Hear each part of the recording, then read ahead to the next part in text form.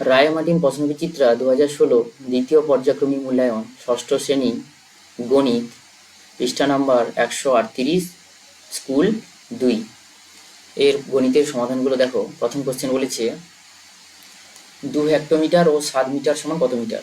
আমরা লিখতে পারি 2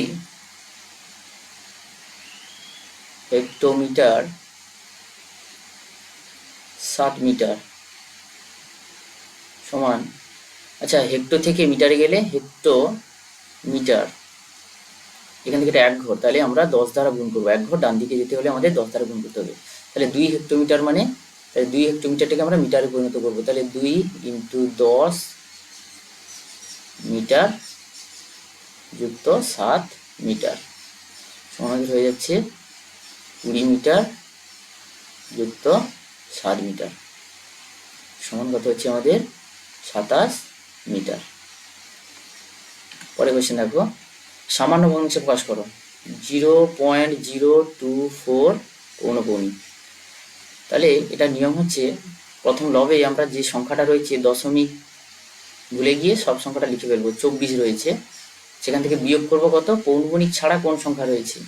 দুটো শূন্য রয়েছে, তাহলে একটাই শূন্য, আর দুটোর মাথায় পৌনঃপৌনিক, তার জন্য দুটো 9 হরে হবে। আর পৌনঃপৌনিক ছাড়া ঠিক দেখো দশমিকের ডান দিকে আর দুটো সংখ্যা যে পৌনঃপৌনিক তার ঠিক বাম দিকে দেখো একটা সংখ্যা রয়েছে পৌনঃপৌনিক নেই এই জায়গাটায়, তাহলে এটার জন্য একটা শূন্য বসবে।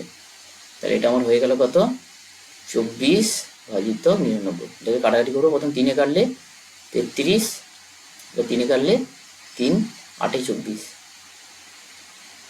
এটা শূন্য ছিল, এটা শূন্য, হ্যাঁ 3 8 24। এবার আমরা যেদিকে 2 এ কাটি, 2 এ কাটলাম 2 4 এ 8, এটাকে 2 এ কাটলে কত হবে, 16 দুগুণে 32, 16 10, তাহলে 2 5 এ 10, তাহলে উত্তরটা আমাদের হলো কত, 4/165।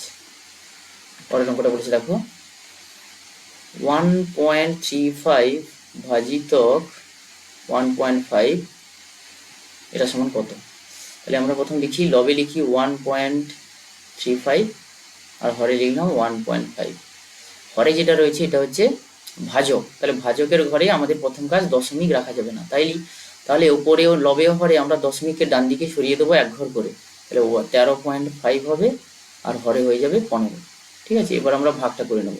তাহলে 13.5কে আমরা 15 দ্বারা ভাগ করি, তাহলে দশমিকটা প্রথম তুলে দিতে হবে, দিয়ে আমাদের এটা 9 ভাগ যাবে, 15 9 129, এ করলে 0। উত্তরটা হলো আমাদের 0.9। পরে কোশ্চেন দেখো, 33.13%কে সামান্য ভগ্নাংশে প্রকাশ করো। তাই 33.13% সমান লিখতে পারি, আমরা প্রথম এই মিশ্র ভগ্নাংশটাকে অপ্রকৃত ভগ্নাংশে পরিণত করবো। তাহলে 33 3 এ 99, লবে আছে 1 যোগ 1, তাহলে হচ্ছে 100/3%। এবার পার্সেন্টেজ তুলতে হলে আমাদের হরে 100 দ্বারা ভাগ করতে হবে, তাহলে 100/3 গুণিত 100, 100 কেটে গেল, সমান হচ্ছে 1/3। পরে কোশ্চেন, 15 20 ও 25 দ্বারা বিভাজ্য ক্ষুদ্রতম সংখ্যাটি নির্ণয় করো। তাহলে 15 20 ও 25 দ্বারা বিভাজ্য ক্ষুদ্রতম সংখ্যাটি হবে এই তিনটি সংখ্যার লসাগু। তাহলে তিনটি সংখ্যার লসাগু করে ফেলি, 15 20 25। প্রথম আমাদের যাবে কত, 5 এ যাবে, 5 3 এ 15, 5 4 এ 20, 5 5 এ 25, 3 এ দিলাম, 3 1 এ 3, 4 নামলো 5 নেমে যাবে। এবার আমি 4 এ দিলাম 1, 4 1 এ 4, 5 নামলো। আর এবার আমরা 5 এ দিলাম 1 1 1। অতএব লিখতে পারি 15 20 ও 25 দ্বারা বিভাজ্য ক্ষুদ্রতম সংখ্যাটি সমান, লিখবো না 15 20 ও 25 এর লসাগু, লসাগু সমান লিখতে পারি। তাহলে আমাদের লসাগু হচ্ছে কত, 5 × 3 × 4 × 5, ঠিক আছে, তাহলে এটা গুণ করলে আমাদের হচ্ছে 300। তাহলে ক্ষুদ্রতম সংখ্যাটি হবে 300। পরে কোশ্চেন দেখো, -5 মিটার ওপরে এর বিপরীত রাশিটি কি হবে? তাহলে -5 মিটার ওপরে এর বিপরীত রাশিটি হবে, দুটো হতে পারে। একটা হচ্ছে লিখতে পারি যে -5 মিটার নিচে নামা, অথবা প্লাস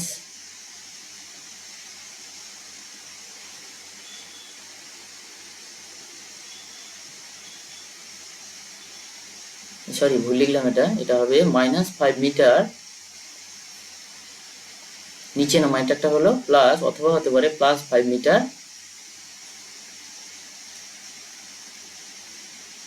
উপরে ওঠা। ঠিক আছে, এই দুটোর মধ্যে যে কোনো একটা। ক্ষুদ্রতম স্বাভাবিক সংখ্যাটি কত? ক্ষুদ্রতম স্বাভাবিক সংখ্যাটি হলো 1, কারণ আমরা স্বাভাবিক সংখ্যা সমান জানি, স্বাভাবিক সংখ্যা শুরু হয় 1 থেকে, 1 2 3 ডট ডট ডট অসীম পর্যন্ত। তাহলে আমরা লিখতে পারি ক্ষুদ্রতম স্বাভাবিক সংখ্যা হলো 1। দুটি নির্দিষ্ট বিন্দু দিয়ে কতগুলি সরল রেখাংশ আঁকা যাবে? দুটি নির্দিষ্ট বিন্দু দিয়ে কেবলমাত্র একটি সরলরেখাংশ আঁকা যাবে। দুটি নির্দিষ্ট বিন্দু দিয়ে একটি মাত্র সরলরেখা আঁকা যাবে।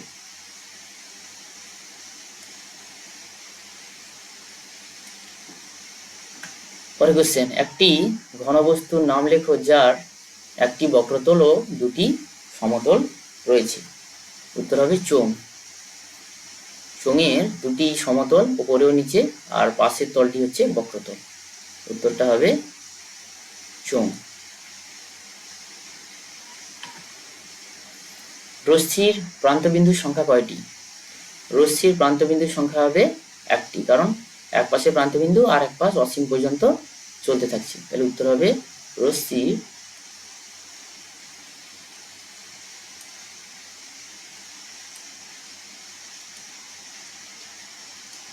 হবে একটি, রশ্মির প্রান্তবিন্দু হবে একটি। পরে কোশ্চেন দেখো, 55 মিটার লম্বা বাঁশের 11 মিটার কাদায় ও জলে নিচে আছে। বাঁশটির শতকরা কত অংশ কাদা ও জলের ওপরে রয়েছে? তাহলে আমি যদি এখানে একটা বাঁশ আঁকি, তাহলে বাঁশের যদি এইটা আমার জলে ও কাদা নিচে থাকে, জলে ও কাদা নিচে রয়েছে আমাদের 11 মিটার। পুরো বাঁশটা আমাদের কত দেওয়া আছে? পুরো বাঁশটা দেওয়া আছে 55 মিটার। তাহলে আমরা প্রথম বের করতে হবে জলের উপরে কতটা রয়েছে। তাহলে আমরা লিখতে পারি সম্পূর্ণ বাঁশটির দৈর্ঘ্য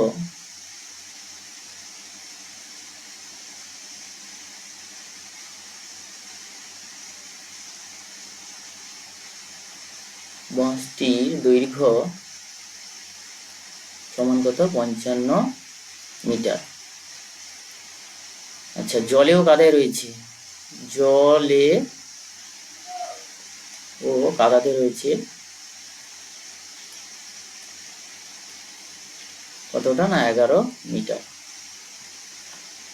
তাহলে আমরা লিখতে পারি যে জল ও কাদার ওপরে রয়েছে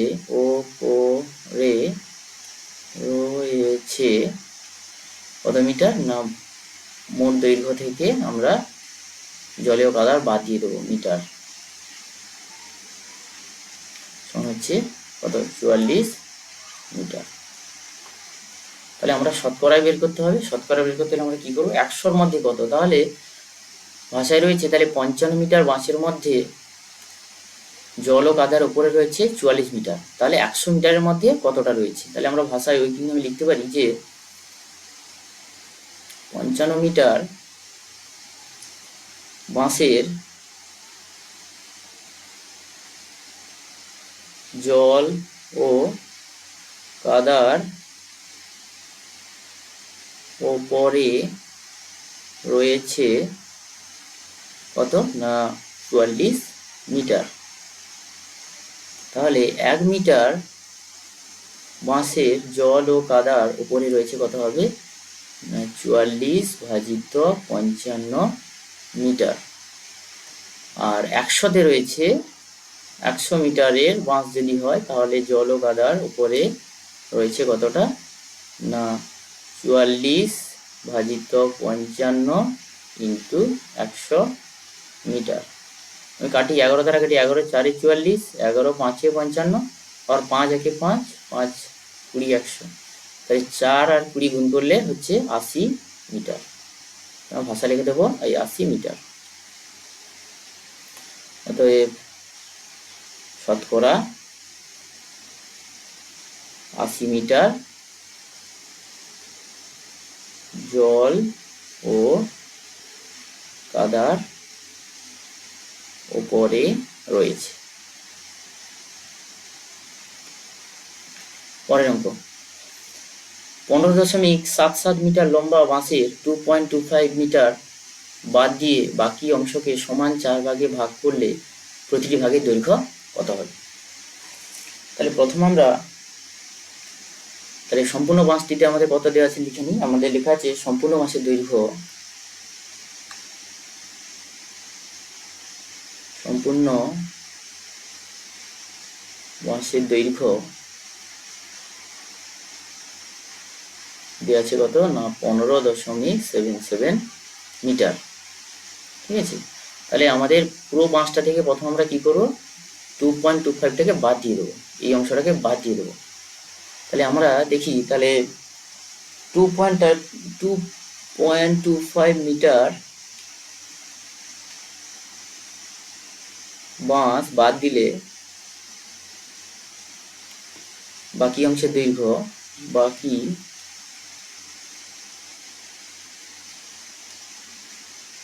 কত দাঁড়াবে? তাহলে আমাদের পুরো বাঁশ ছিল 15.77 মাইনাস বাদ দিলাম কত 2.25 মিটার, কত হলো আমাদের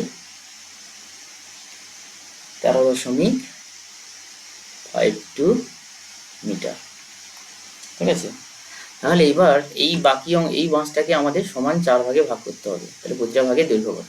এইটার আমার দৈর্ঘ্য হলো, এই কেটে দেওয়ার পরে এই অংশটা কেটে দিলাম, পরবর্তী অংশ পেলাম 13.52 মিটার। তাহলে এইটাকে আমাদের সমান 4 ভাগে ভাগ করতে হবে। তাহলে প্রতিটা ভাগে দৈর্ঘ্য কত হবে? তাহলে আমরা ভাষায় একবার লিখে দিই যে 13.52 মিটার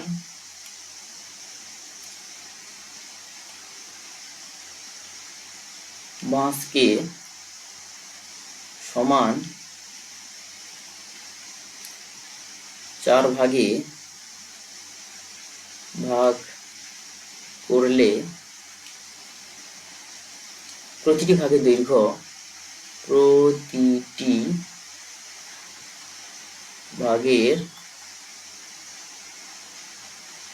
দৈর্ঘ্য সমান কত হবে না 13.52 ভাজিত 4 মিটার।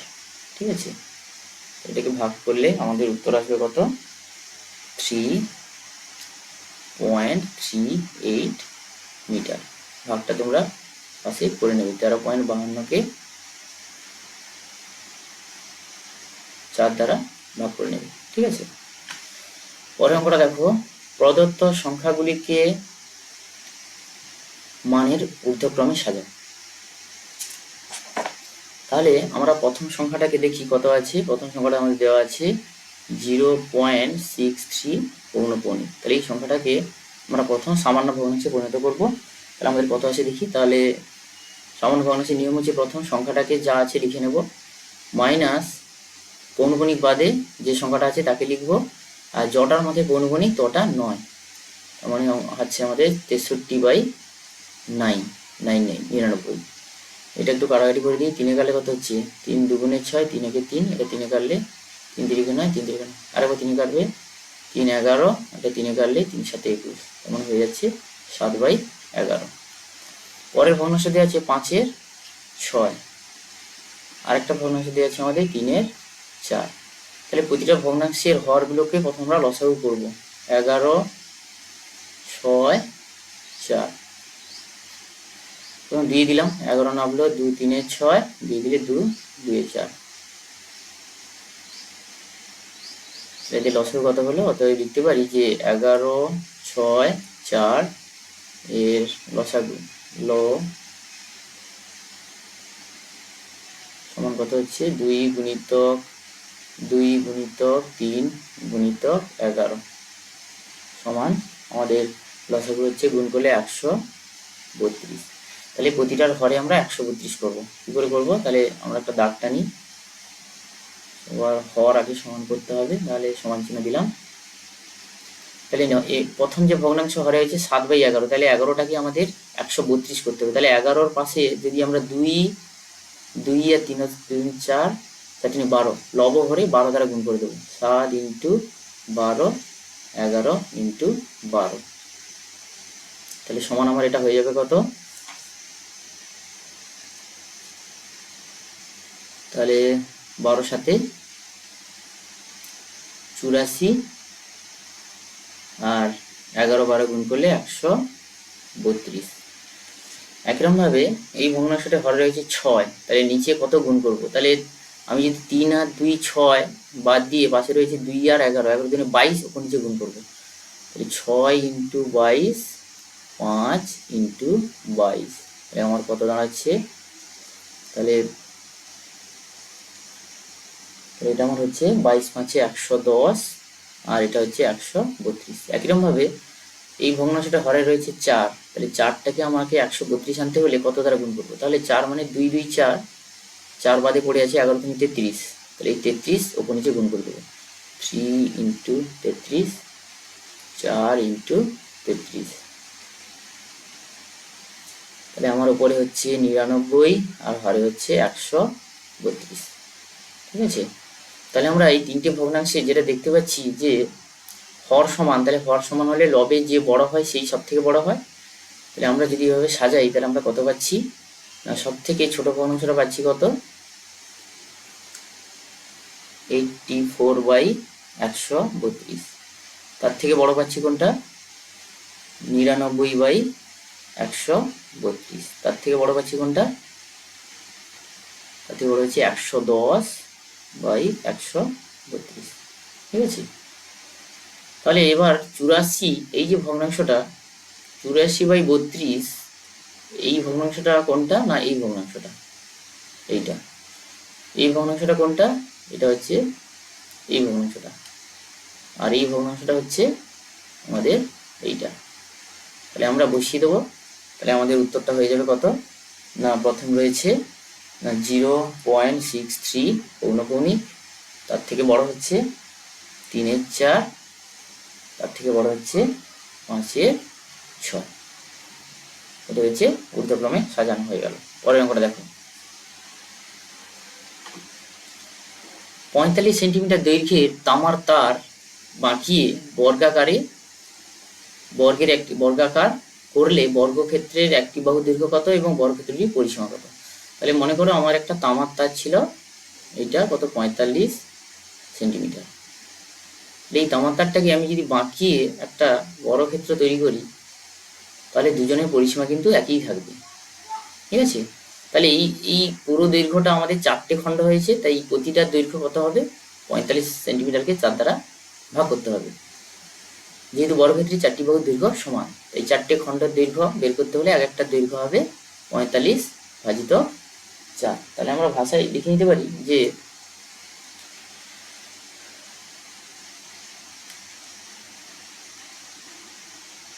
বর্গাকার ক্ষেত্রের প্রতিটি বাহুর দৈর্ঘ্য সমান কত হবে? তাহলে 45 ভাজিত 4 সেন্টিমিটার। আমরা ভাগটা করি, 45কে 4 দ্বারা ভাগ করে নিই, কত দেখি। প্রথম আমরা কত দেবো? 4 একে 4 যোগ করলাম 0, 5 নামলো, 4 একে 4 বিয়োগ করলাম 1 নামলো, দশমিক দিয়ে একটা 0, 4 2 8, বিয়োগ করলে 2 নামলো, দশমিক জন্য একটা 0, 4 5 20। এর উত্তরটা হয়ে গেল কত? না উত্তরটা হয়ে গেল 11.25 সেন্টিমিটার। এবার জিজ্ঞেস করেছে বর্গক্ষেত্রটির পরিসীমা কত। তাহলে বর্গক্ষেত্রটির পরিসীমা একই থাকবে, অতএব বর্গক্ষেত্রের পরিসীমা সমান কত হবে? না 45 সেন্টিমিটার। বা এটাকে আমরা আবার করতে পারি বা লিখতে পারি যে বর্গক্ষেত্রের পরিসীমা। তো তাহলে যেহেতু আমার এখানে 4টে বাহু রয়েছে, তাহলে এক একটা বাহুর দৈর্ঘ্য যেহেতু 11.25, তাহলে 4 × 11.25, 4 × একটা বাহুর দৈর্ঘ্য এত সেন্টিমিটার। এভাবেও করতে পারি, তাহলে উত্তর হয়ে যাবে সে একই 45 সেন্টিমিটার। পরে আমরা দেখো, এটা বলেছে যে ফসল ওঠার মুখে ধানের দাম ছিল কুইন্টাল প্রতি 1080 টাকা। বর্ষাকালে ধানের দাম 15% বৃদ্ধি পেয়েছে। যে কৃষক ফসল ওঠার মুখে 12 কুইন্টাল ধান বিক্রি করেছে, তিনি বর্ষাকালে ওই পরিমাণ ধান বিক্রি করলে কত টাকা বেশি পেতেন? ঠিক আছে, তাহলে আমরা লিখতে পারি যে ধান ওঠার মুখে দাম ছিল, ধান ওঠার মুখে 1 কুইন্টাল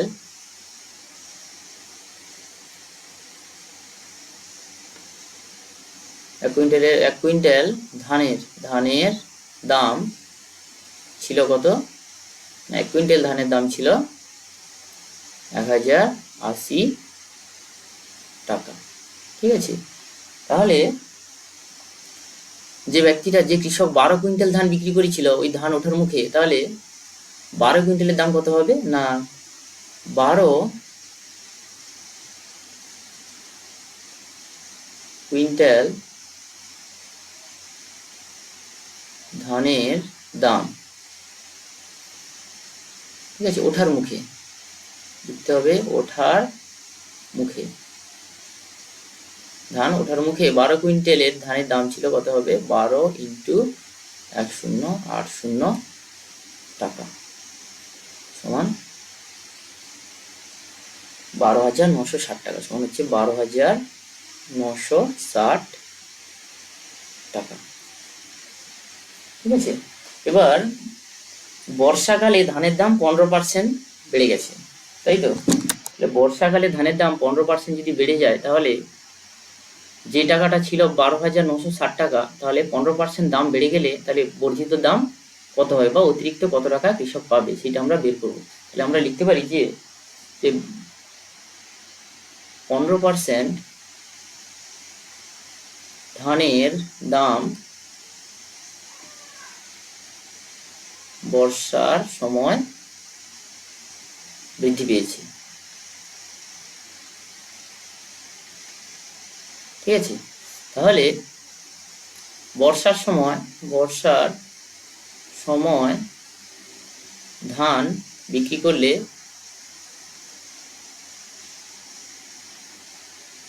কৃষকটি 12 কুইন্টালে বেশি দাম পাবে,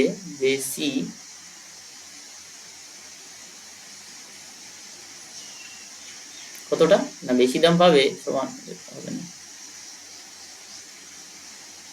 বেশি দাম পাবে কতটা? না আগে আমাদের দাম ছিল কত? 1080 টাকা,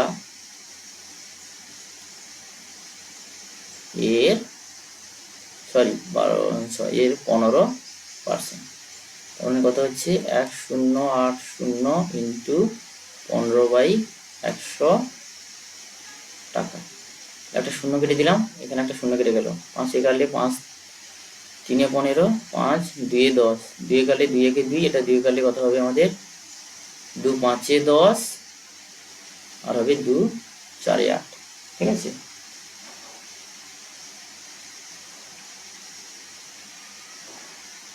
সরি এই জায়গাটা আমাদের ভুলে গেছে, তাহলে আমাদের আগের দাম ছিল এটা 12,000 ছিল, সরি এটা আমাদের 12 কুইন্টালের ধানের দাম আমাদের বেরিয়েছিল কত, 12 কুইন্টালের দাম 12 ইন্টু 1080 করতে আমাদের বেরিয়েছিল 12,960 টাকা ছিল। এর 15% দাম বৃদ্ধি হয়েছে, তাহলে আমাদের উত্তরটা হবে কত, 12,960 ইন্টু 15/100 টাকা। আমরা কাটবো, এই শূন্য কেটে গেল, এই শূন্য কেটে গেল, 5-এ কাটবো, 5 3-এ 15, 5 2-এ 10, এটা 2 1-এ 2, এটা 2-এ কাটলে কত হচ্ছে 6 4 8। আমাদের উত্তরটা কত দাঁড়াচ্ছে, সমান 6 4 8 ইন্টু 3 টাকা, সমান উত্তরটা হচ্ছে 1944 টাকা, 1944 টাকা। পরের অঙ্কটা দেখো, 5 অঙ্কের বৃহত্তম সংখ্যা নির্ণয় করো যাকে 16 24 30 ও 36 দিয়ে ভাগ করলে প্রতি ক্ষেত্রে 10 ভাগশেষ থাকবে।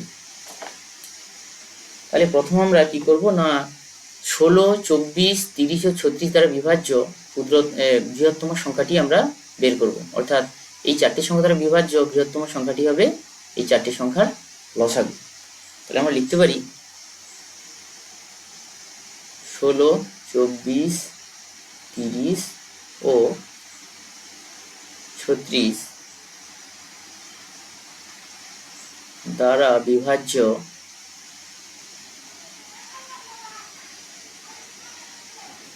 ক্ষুদ্রতম সংখ্যাটি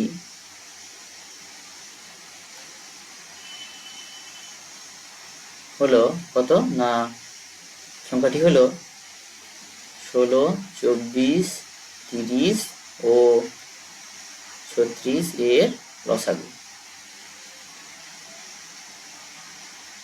ঠিক আছে, তাহলে এদের লসাগুটা করি, তাহলে 16 24 30 36 এই চারটি সংখ্যা লসাগু। প্রথম আমরা দিয়ে দেবো, দিয়ে দিলে 2 8 16 12 24 15 30 2 15 2 18, এটাকে আরেকবার দিয়ে দেবো, দিয়ে দিলে 2 4 8 2 6 12 15 নেমে গেল, 2 9 18। এবার এটাকে আমরা 3-এ দেবো, 4টা নেমে গেল, 3 2 6 3 5 15 3 3 9। আরেকবার এটাকে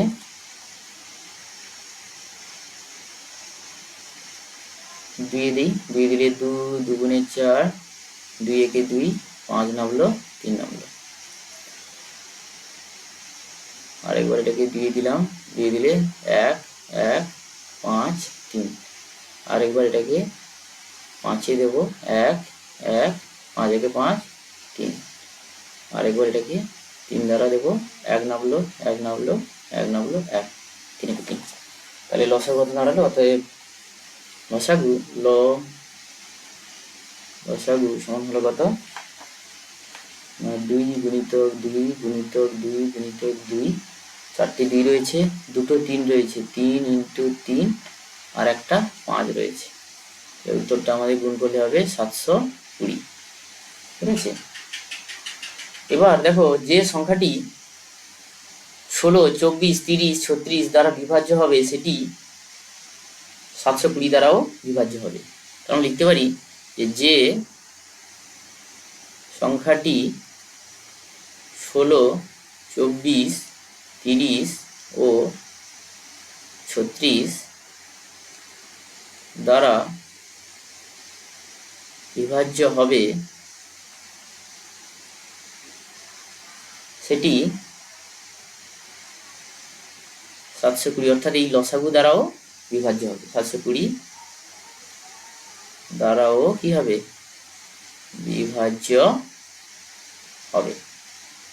ঠিক আছে, তাহলে আমাদের যেহেতু 5 অঙ্কের বৃহত্তম সংখ্যা বের করতে বলেছে, তাহলে 5 অঙ্কের বৃহত্তম সংখ্যা কি হয় না, 5 অঙ্কের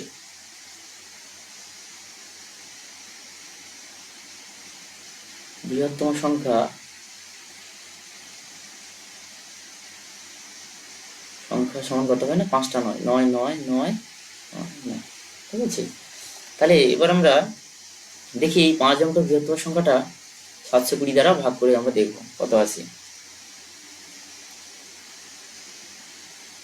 9 9 9 9 9 কে আমরা ভাগ করবো 720 দ্বারা।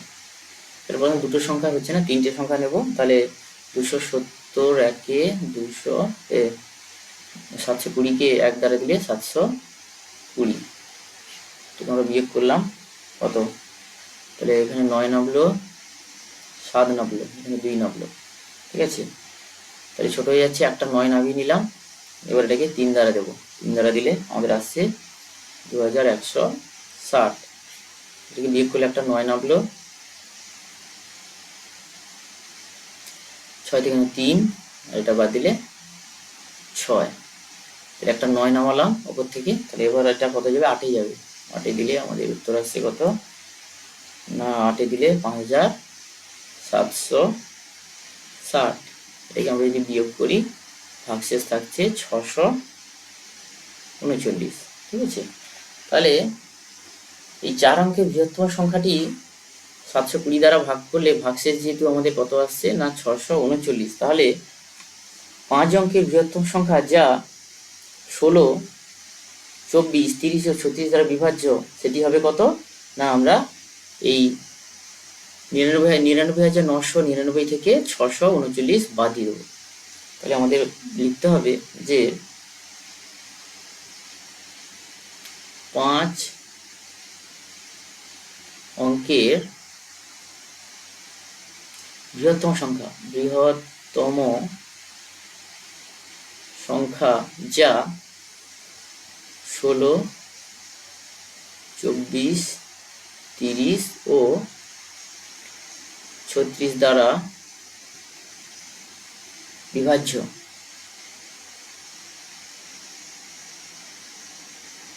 সেটি হলো কত না 99999 মাইনাস ভাগশেষ ছিল 639, সমান কত হবে না 99360, ঠিক আছে।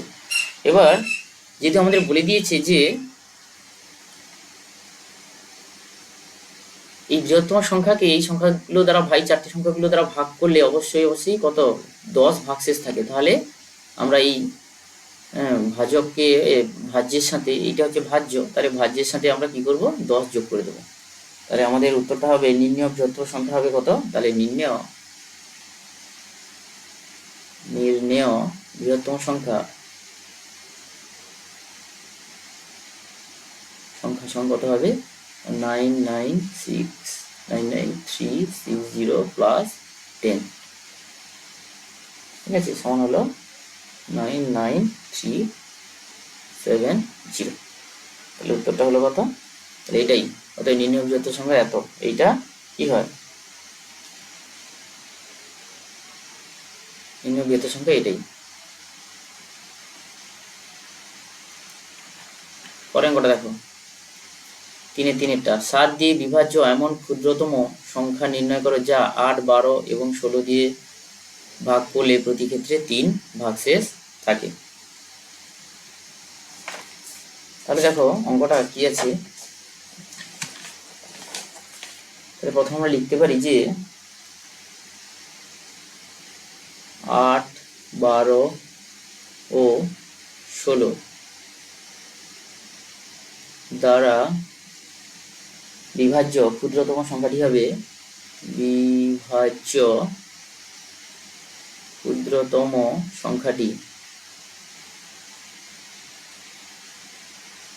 হবে কত না, সংখ্যাটি হবে 8, 12 ও 16 এর লসাগু, ঠিক আছে। আমরা লসাগুটা করে ফেলি, 8, 12, 16, লসাগুটা কত হয় দেখি, 2 দিলে 2 4 8, 2 6 12, 2 8 16, আবার 2 দিলে 2 2 4, 2 3 6, 2 4 8, আর যদি আমি 2 দিই, 2 একে 2, 3 নামলো, 2 2 4, 3 দিলাম 1 1 2, আর একবার 2 দিলাম 1 1 1। তাহলে আমাদের উত্তরটা কত হলো? তো লসাগু হয়ে গেল কত? অতএব লসাগু সমান আসছে কত না 4টি 2 রয়েছে, তাহলে 2 গুণিতক 2 গুণিতক 2 গুণিতক 2 ইন্টু 3 সমান 48। ঠিক আছে, তাহলে এই যে তিনটি সংখ্যা দ্বারা বিভাজ্য ক্ষুদ্রতম সংখ্যাটি হবে কত? 48। প্রথম এটা বের করলাম। এবার এখন দেখব 48 এর গুণনীয়কের সাথে 3 যোগ করে সেটা 7 দ্বারা বিভাজ্য হচ্ছে কিনা। তাহলে কি বললাম? তাহলে 48 এর গুণিতক তার সাথে 3 যোগ করে আমরা দেখব সেটা 7 দ্বারা বিভাজ্য হচ্ছে কিনা। তাহলে আমরা প্রথম লিখতে পারি যে তাহলে 48 ইন্টু 1 প্লাস 3 কত হচ্ছে দেখি। এটা হচ্ছে আমাদের কত হচ্ছে 48 প্লাস 3 সমান 51। তাহলে এটা 7 দ্বারা বিভাজ্য নয়, 7 দ্বারা বিভাজ্য নয়। ঠিক আছে, আবার 48 কে 2 দ্বারা গুণ করব, তাকে 3 যোগ করে কত হয় দেখি। তাহলে এটা হবে 96 প্লাস 3 হচ্ছে 99। এটিও 7 দ্বারা কি বিভাজ্য নয়। হলো, আরেকবার দেখি 48 ইন্টু 3 প্লাস 3 কত আসছে? এটা আসছে 144 প্লাস 3 আসছে কত 1 4 7। এই সংখ্যাটি অবশ্যই 7 দ্বারা বিভাজ্য, তাই এটি কি 7 দ্বারা বিভাজ্য, 7 দ্বারা বিভাজ্য। ঠিক আছে, তাহলে উত্তরটা আমাদের কত হবে? তাহলে আমরা লিখে দিতে পারি অতএব 7 দ্বারা বিভাজ্য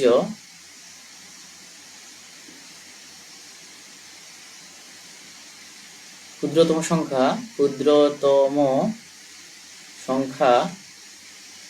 হলো কত না 147, যাকে 8, 12 ও 16 দ্বারা ভাগ করলে প্রতি ক্ষেত্রে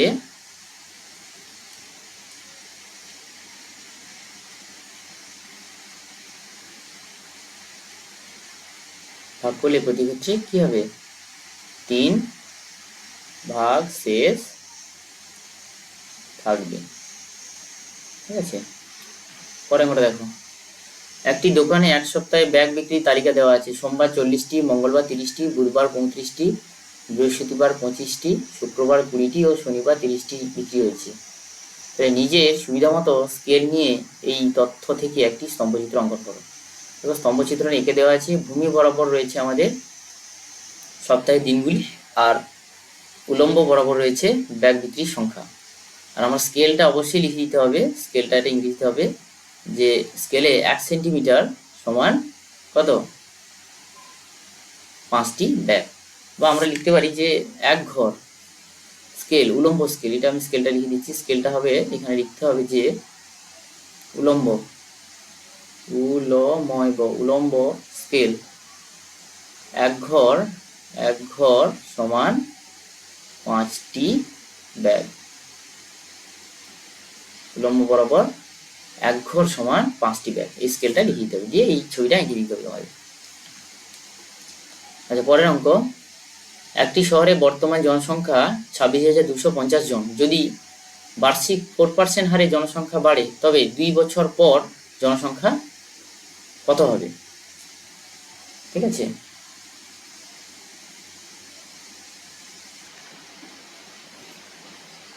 তাহলে লিখতে পারি একটি শহরের বর্তমান জনসংখ্যা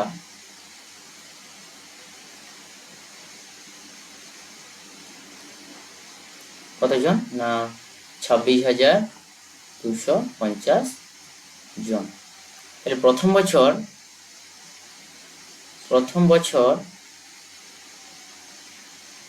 4% জনসংখ্যা বৃদ্ধি পেলে,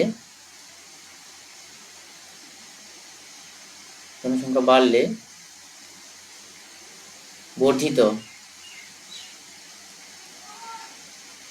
জনসংখ্যা তখন কত হবে না 26,250 এর কত পার্সেন্ট 4%, ঠিক আছে, এত জন। কতটা বাড়বে প্রথম বছরের শেষে দেখি, তাহলে কত হবে 26,250 ইন্টু 4/100 জন। দেখ এটাকে কাটবো আমরা, তাহলে প্রথম আমি যদি এটাকে 4 কাটি তাহলে কত হবে 4 একে 4, 4 কাটলে এটা 25, ঠিক আছে। এবার 5 কাটবো, 5 একে 5, এটা কাটলে কত হবে 5 5 25, 12, 5 দুগুণে 10, 5 5 25, ঠিক আছে। আরেকবার 5 কাটবো, 5 একে 5, আরেকবার 5 কাটলে কত হবে 5 একে 5, শূন্য নিলাম, 5 5 25, 105,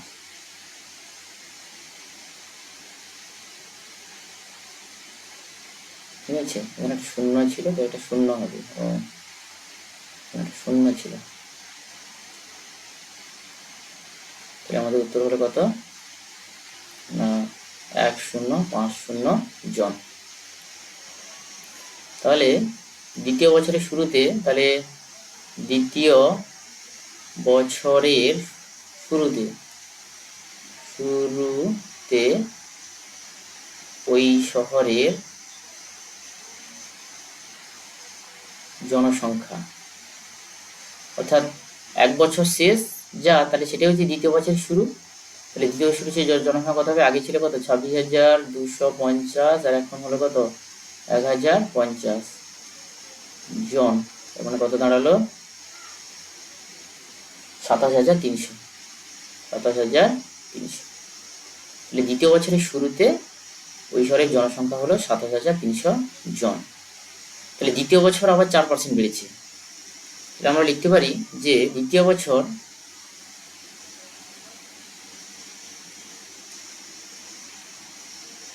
আবার 4% জনসংখ্যা বৃদ্ধি হয়েছে। অতএব দ্বিতীয় বছরে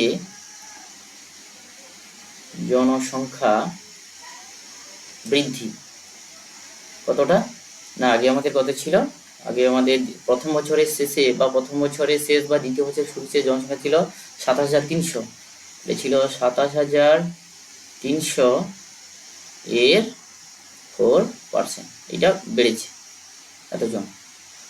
কত হয় দেখি, তাহলে এটা হবে 27,300 ইন্টু 4/100 জন। তাহলে দুটো শূন্য কেটে দিলাম, 100 কেটে গেল, তাহলে 4 ইন্টু 273, 4 ইন্টু 200 কত হচ্ছে 1,092 জন। তাহলে আমরা উত্তরটা লিখতে পারি, তাহলে দ্বিতীয় বছরের শেষে, তাহলে দ্বিতীয় বছরের মোট জনসংখ্যা কত হবে, ছিল আমার কত, তাহলে ছিল আমার 27,300 আর বেড়েছে কত না 1,092 জন। তাহলে আমার যোগ করলে এটা কত দাঁড়াচ্ছে 28,392 জন, ঠিক আছে। এটা হচ্ছে উত্তর। তাহলে 2 বছরের শেষে আমাদের জনসংখ্যা হবে 28,392 জন। পরের অঙ্ক সরল করো, অঙ্কটা আমরা তুলি, কত আছে 0.35 ইন্টু 0.35, ঠিক আছে, এইটা আছে, যুক্ত কত আছে 2 ইন্টু 0.35 ইন্টু 0.15, যুক্ত কত আছে 0.15 ইন্টু 0.15, ঠিক আছে। প্রথমে আমরা এই দুটোকে গুণ করব, পরে আবার এই তিনজনকে গুণ করব, পরে এই তিনজনকে গুণ করব, গুণের কাজটা আগে করব। তাহলে আমার প্রথম এইটাকে গুণ করলে আমাদের বেরোচ্ছে কত না 0.1225 প্লাস দ্বিতীয়টাকে গুণ করলে তোমরা গুণটা করবে, সেটা বেরোবে 0.1050, আর তৃতীয়টাকে গুণ করলে আমাদের আসবে 0.035, 2 2 5, ঠিক আছে। এই তিনটিকে আমরা যোগ করে নেব। তাহলে যোগ করি 0.1225, 0.1050, আর এটা রয়েছে 0.0225, ঠিক আছে। এই তিনটিকে আমরা যোগ করে নিলাম। কত? 5 0 1 এখানে এলো, তাহলে এটা হবে 0, এখানে 1 চলে এলো, এটা হয়ে যাবে কত? 5 1 1 2.0। আমার উত্তরটা দাঁড়ালো কত? যে 0.2500, এটাকে লেখা যায় 0.25। 25-এর পরে শূন্যর কোনো দাম নেই, তাই এটাই উত্তর। আচ্ছা, এই অঙ্কটা দেখো, বলেছে 24 মিটার রাস্তার পাশে রাস্তার দুই প্রান্ত সহ সমান দূরত্বে 15টি গাছ লাগালে পরপর 2টি গাছের মধ্যে ব্যবধান কত হবে? আচ্ছা, একটা ছোট্ট উদাহরণ দেখো, যদি আমি 3টে গাছ পরপর লাগাই, এই একটা গাছ, এই একটা গাছ, এই একটা গাছ, প্রশ্নে বলেছে যে রাস্তার শুরুতে গাছ থাকবে আর শেষেও গাছ থাকবে, তার মাঝখানে তাহলে এইভাবে গাছগুলো বসানো হবে। তাহলে আমি যদি 3টে গাছ বসাই, তাহলে 3টে গাছ সমদূরত্বে বসালে তাহলে 3টে গাছের মাঝখানের ফাঁকা স্থান কটা হবে? 2টো হবে, 2টো পাবো, ঠিক আছে। তাহলে আমরা যদি এখানে 1টা 2টো করে করে মোট 15টা গাছ বসাই, এটা হচ্ছে আমাদের শেষ প্রান্তের গাছ, আর এইখানে হচ্ছে আমাদের শুরুর গাছ, ঠিক আছে। তাহলে এই দুটো প্রান্তে যদি গাছ বসানো হয়, তাহলে পুরো রাস্তাটির দৈর্ঘ্য যদি 24 মিটার হয়, তাহলে এর মাঝখানে আমরা যদি 15টা গাছ বসাই, তাহলে আমরা লিখতে পারি যে প্রতিটা গাছের ফাঁকা অংশ, এই যে মোট ফাঁকা অংশ আমরা পাবো কত না 15 থেকে 1 কম, অর্থাৎ 14টা। আমি এই উদাহরণটা দেখিয়েছি, যদি 3টে গাছ বসাই পরপর করে সমান দূরত্বে, তাহলে এই 3টে গাছের মধ্যেকার ফাঁকা জায়গাটা কত হবে না 2টো পাবো, আমরা এই 2টো পাবো। তাহলে যদি আমরা 15টা গাছ বসাই, তাহলে 15টা গাছেরই ফাঁকাংশ পাচ্ছি, দেখো 1 2 3 4 5 6 7 8 9 10 11 12 13 14টি, অর্থাৎ যতগুলো গাছ থাকবে তার থেকে 1 কম হবে, ঠিক আছে। ততগুলি আমরা ফাঁকা স্থান পাবো 2টি গাছের মধ্যেকার। তাহলে আমরা লিখতে পারি যেহেতু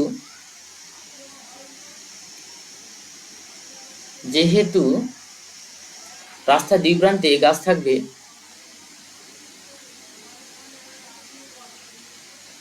দুই প্রান্তে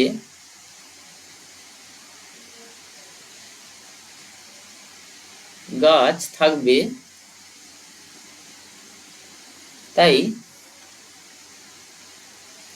গাছের মধ্যেকার মোট ফাঁকা জায়গার সংখ্যা, তাই গাছের মধ্যেকার মোট ফাঁকা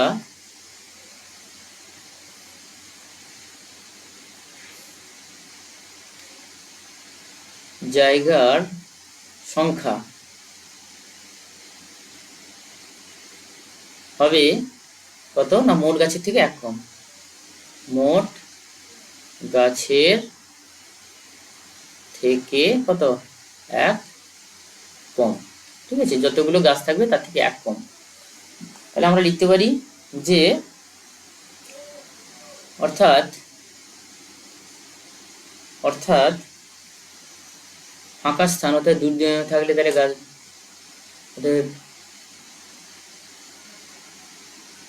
দুটি গাছের মধ্যে ফাঁকা স্থানের সংখ্যা কত হবে? আমাদের বইতে দেওয়া আছে কটা গাছ? 15টা গাছ, তাহলে 15 - 1 এতটি ফাঁকা স্থান হবে 14টি, ঠিক আছে। আর ঠিক আছে, মোট রাস্তা কত? মোট রাস্তা রয়েছে, মোট রাস্তার দৈর্ঘ্য দেওয়া আছে কত? দৈর্ঘ্য সমান আমাদের বইতে দেওয়া আছে কত না 24। তাহলে পুরো রাস্তাটা 24 মিটার, তাহলে আমাদের ফাঁকা স্থানগুলো কটা পাচ্ছি? 14টা। তাহলে এক একটা ফাঁকা স্থানের দৈর্ঘ্য কত? তাহলে প্রতিটি লিখতে পারি অতএব পরপর 2টি গাছের মধ্যে ব্যবধান, পর 2টি গাছের মধ্যে ব্যবধান কত দাঁড়াবে? তাহলে আমাদের মোট দৈর্ঘ্য দেওয়া আছে আমাদের কত 24 মিটার, তাকে ভাগ করতে হবে আমাদের কত দ্বারা 14 দ্বারা। ঠিক আছে, এটাকে 14 দ্বারা ভাগ করবে, দেখবে ভাগফলটা ভাগশেষ মিলবে না, তাহলে তোমরা দশমিকের পর 3টে ঘর নেবে, দশমিকের পর 3টে ঘর নিলে তোমাদের হয়ে যাবে এত মিটার। লিখে দিই, এটাকে ভাগ করলে দশমিকের পর তোমরা 3টে ঘর নেবে, আসবে 1.714। তোমরা ভাগটা করবে, ঠিক আছে, এটা প্রায় হবে, ঠিক আছে।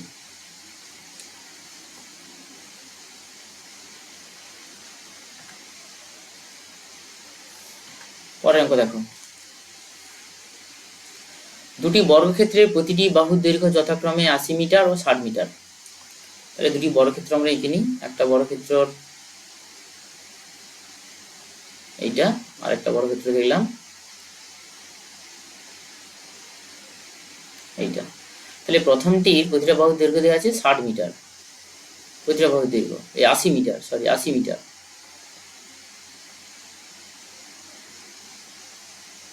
আর দ্বিতীয়টির প্রতিটা বাহুর দৈর্ঘ্য কত? 60 মিটার, 60 মিটার।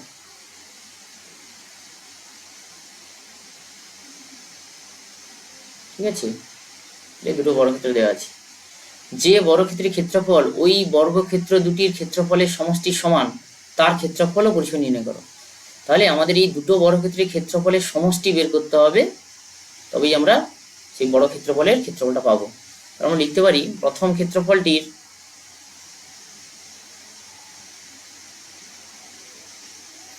প্রথম বর্গক্ষেত্রের প্রতিটি বাহু দৈর্ঘ্য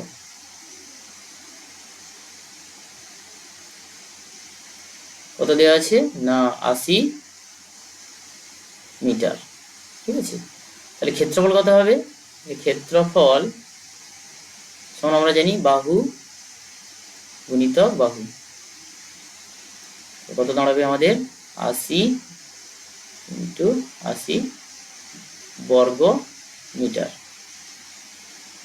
কত হবে? আর 664 দুটো শূন্য বর্গ মিটার। একরকম ভাবে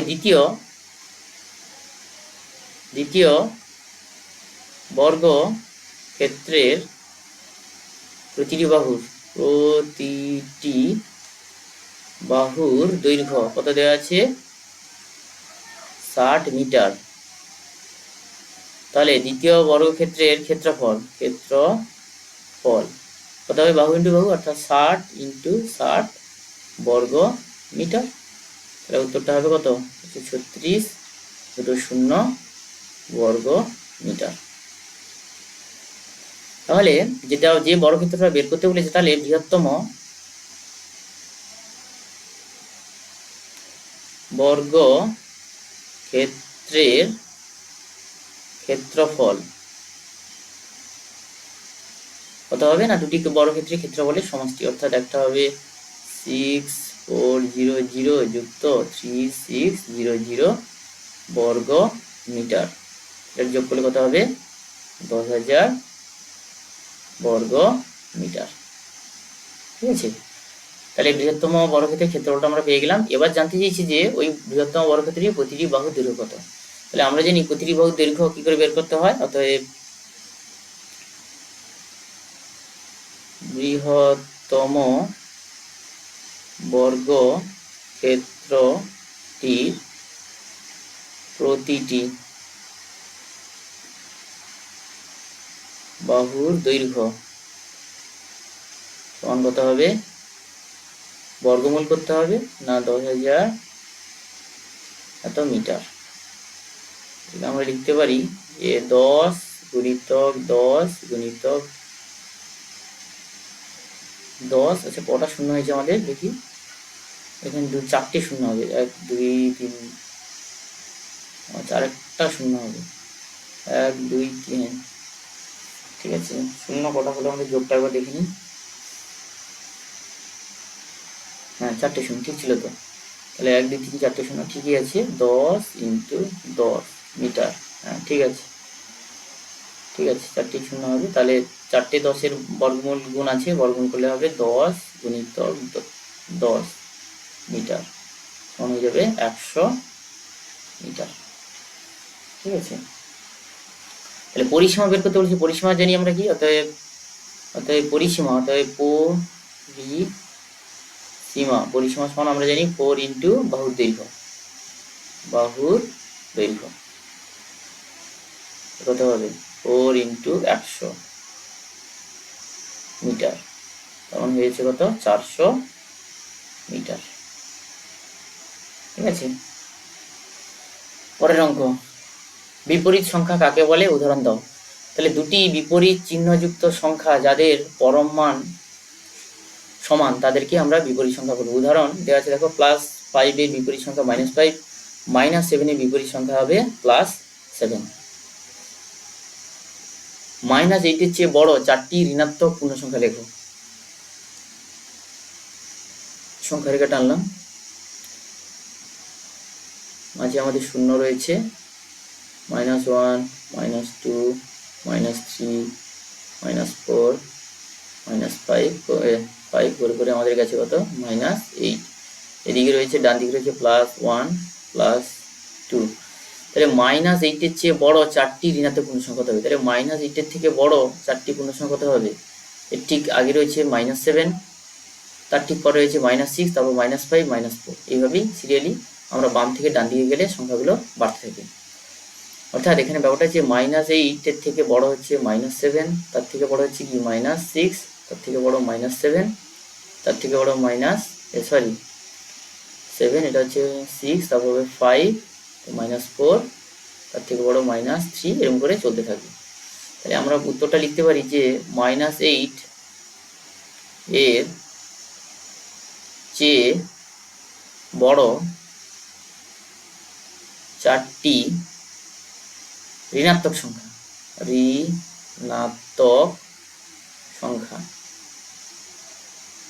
কোনগুলো হবে, তাহলে সংখ্যা হবে 4টি সংখ্যা আমরা লিখবো কত, একটা লিখে দিই -7, তারপর লিখি -6, তারপর লিখি -5, আর লিখি -4। ঠিক আছে, ঋণাত্মক চেয়েছে। ঠিক আছে, এটাই হচ্ছে উত্তর। পরেরটা সরল করো, দেখো +20 এর বিপরীত সংখ্যা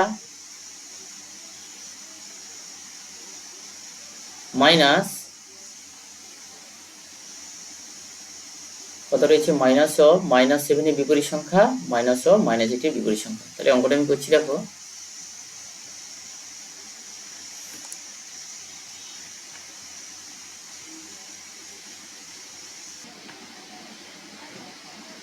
তাহলে আমরা করছি, দেখো তাহলে +20 বিপরীত সংখ্যা কত হবে না -20, এটা হয়ে গেল। এবার মাইনাস চিহ্ন বসালাম, ব্র্যাকেটে আছে দেখো -7 এর বিপরীত সংখ্যা। তাহলে -7 এর বিপরীত সংখ্যা কত হয়, -7 এর বিপরীত সংখ্যা হয় +7।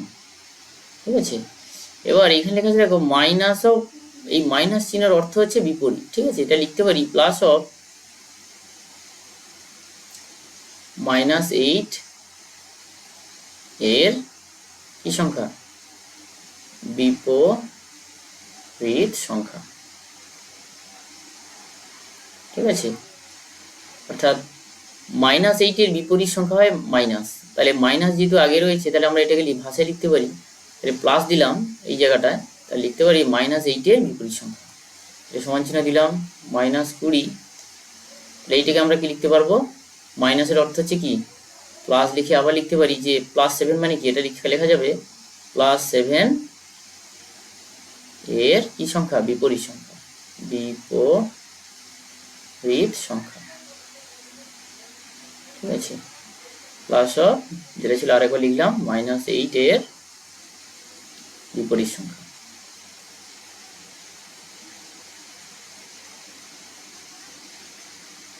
ঠিক আছে, তাহলে আমরা লিখতে পারি, তাহলে +20 হলো এটা, তাহলে আমরা লিখতে পারি তাহলে +7 এর বিপরীত সংখ্যা কত হয়, +7 এর বিপরীত সংখ্যা হয় -7, এই সরি ভুল লিখছি, প্লাস অফ, এটা হবে -7, এটা -7 এর বিপরীত সংখ্যা হবে -7 প্লাস, এবারে কত হবে ব্র্যাকেট ভিতরে -8 এর বিপরীত সংখ্যা কত হবে +8। ঠিক আছে, এবার আমরা দুটো করে যদি যোগ করি, তাহলে সংখ্যা রেখার সাহায্য নেব, তাহলে +20 -7, তাহলে আমাদের কত হবে, এটা হয়ে যাবে +13 যোগ +8, তাহলে 13 আর 8 যোগ করলে কত হবে +14। 21। পরে বলেছে দেখো, সংখ্যা রেখার সাহায্যে যোগফল নির্ণয় করো, +9 -17। তাহলে উপরে আমি নিয়মটা লিখেছি, ওটা লিখতে হবে না, শুধু গ্রাফটা দিলেই হবে, ছবিটা এঁকে দিলেই হবে সংখ্যা রেখা দিয়ে। তাহলে প্রথমে আমরা কি করব, 0 থেকে আমরা শুরু করব। 0 থেকে প্রথম +9, অর্থাৎ ডান দিকে 9 ঘর যাব।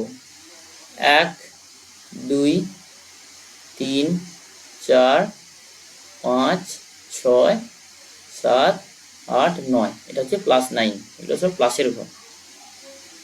+1 +2 +3 +4 +5 +6 +7 +8 +9 +10। ঠিক আছে, তোমরা এই নাম্বারগুলো এই দাগের উপরেই লিখবে। ঠিক আছে, আমার নিচে হয়ে গেছে। তাহলে প্রথম আমরা ডান দিকে 9 ঘর যাব, গিয়ে আমরা এখানে দাঁড়াবো। তারপরে আবার বলছে -17, অর্থাৎ এই যেখানে দাঁড়িয়ে আছি সেখান থেকে আবার ঠিক এই জায়গা থেকে আবার আমরা বাম দিকে 17 ঘর যাব। 17 ঘর যাওয়া মানে এখান থেকে আমাদের যাবে কত দূর, এতটা,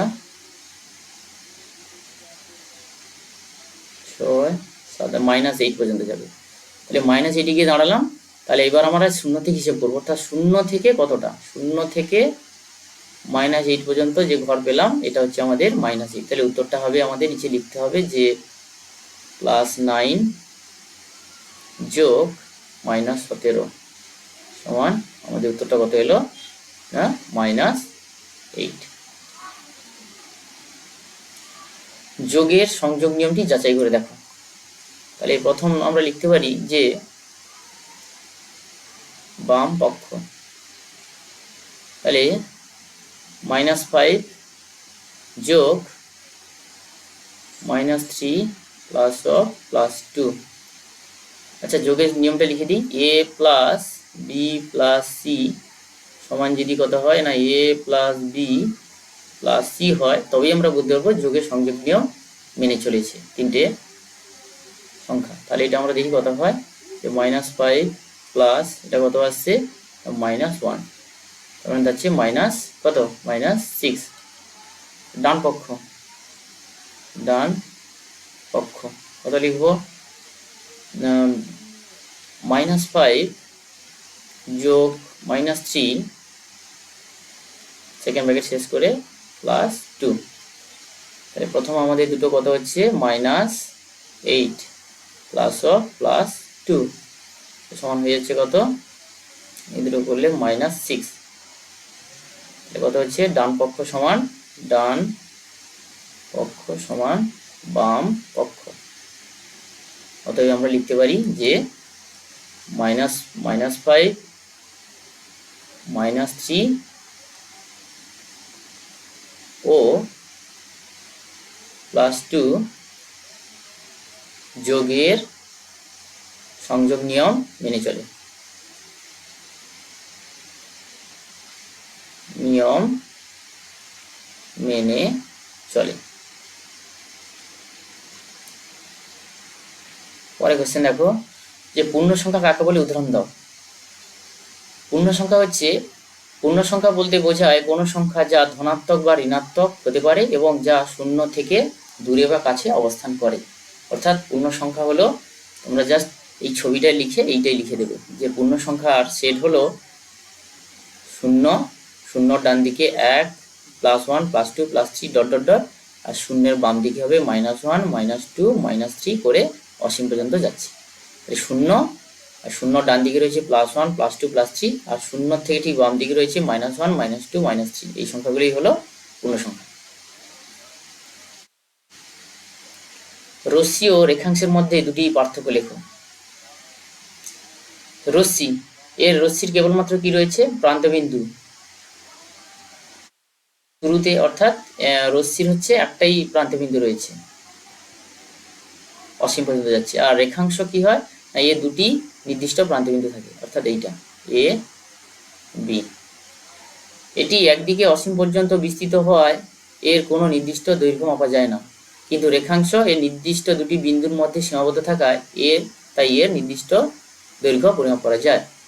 এ বি, আমরা রেখাংশকে কি চিহ্ন, এটা হচ্ছে রশ্মিকে কি চিহ্ন দিয়ে লিখি, মাথায় তীর চিহ্ন, আর সরল রেখাংশ হলে মাথায় এই একটি দাগ। ঠিক আছে, তারপরে বলেছে সমবিন্দু সরলরেখা কাকে বলে।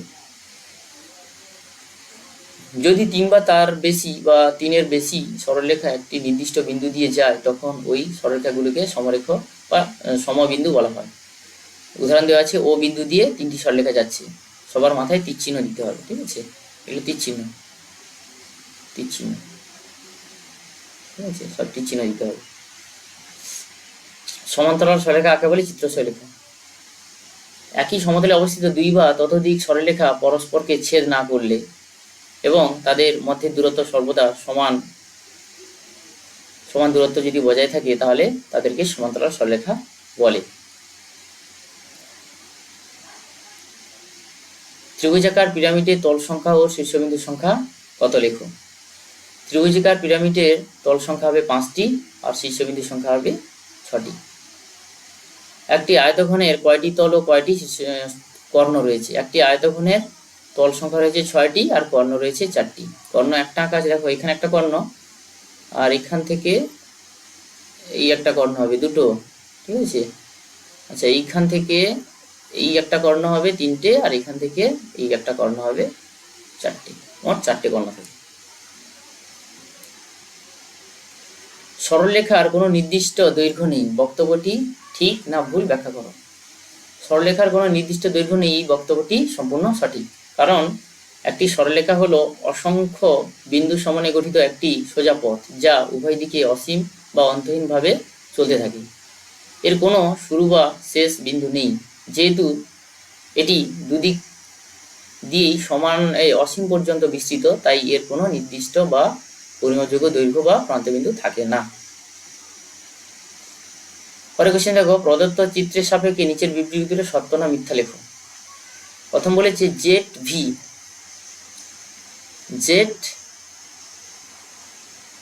জেড আর ভি এবং জেড আর এক্স এরা একই রশ্মি না। কেন না? জেড ভি এটা ডান দিকে যাচ্ছে আর জেড এক্স এই রশ্মিটির অভিমুখ বাম দিকে, তাই এরা, তাহলে এই বিবৃতি বলেছে এটা একই রশ্মি না, এটা হচ্ছে মিথ্যা। এটা হবে, প্রথমটা হবে এ উত্তর হবে মিথ্যা,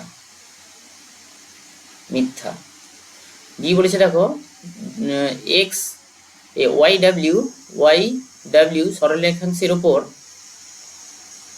ওয়াই জেড ডাব্লিউ বিন্দু 3টি রয়েছে। হ্যাঁ, এরা সবাই একই সরলরেখার মধ্যে যেহেতু রয়েছে তাহলে এরা সবাই সমরেখ বিন্দু, তাই দ্বিতীয়টা হবে ঠিক, সত্য, সত্য। সবাই একই সরলরেখার মধ্যে এই 5টা বিন্দু রয়েছে, এটা সত্য হবে। পরেরটা দেখো কি বলেছে, চিত্রে এক্স ওয়াই জেড 3টি বিন্দুকে কি বলে? এই 3টি বিন্দুকে সমরেখ বা সমরেখ বিন্দু বলে। এ এক্স ওয়াই জেড 3টি বিন্দুকে সমরেখ বিন্দু বলে, একই রেখার উপর রয়েছে। বি কি বলেছে, বিন্দু 3টি দিয়ে কতগুলি সরলরেখা আঁকা যাবে? 3টি বিন্দু দিয়ে কেবলমাত্র একটি সরলরেখা আঁকা যাবে। 3টি বিন্দু দিয়ে কেবল মাত্র একটি সরলরেখা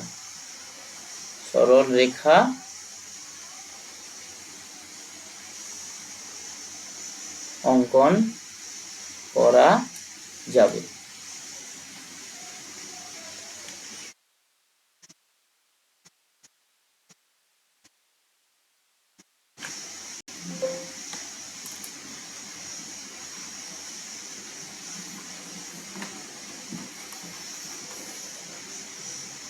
দিলাম।